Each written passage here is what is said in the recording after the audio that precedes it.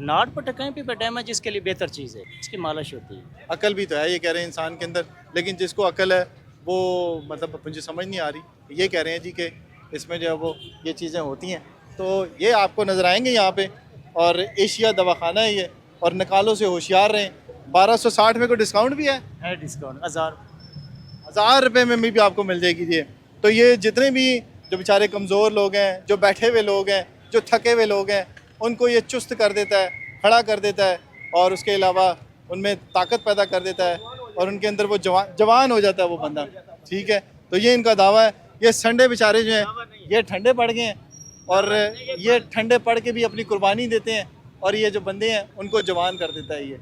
तो ऐसी कुर्बानी जो है ये आप लोगों के काम आएगी, जो यहाँ पे आपको मिलती है फुटपाथ पे। क्या कह रहे हैं? दावा नहीं है, हाँ। इसके अंदर कुदरत की चीज़ बनाई हुई है जो हम निकाल के बेचते हैं। किस जगह पे होती है वो? इधर चर्बी होती है, 2 चर्बी होती है इस जगह। अच्छा, 2 चर्बियाँ होती हैं। तो ये वैसे कितने का मिलता होता है ये हम खुद भी शिकार करते हैं, वैसे नहीं तो 300-350 रुपए का एक दाना मिलता है। कितने कौन से इलाकों में होता है ये खुश? डेरा गाजी खान के रेतले इलाकों में। अच्छा अच्छा अच्छा अच्छा, डेरा गाजी खान के रेत। आप भी इस्तेमाल करते हैं वैसे तेल?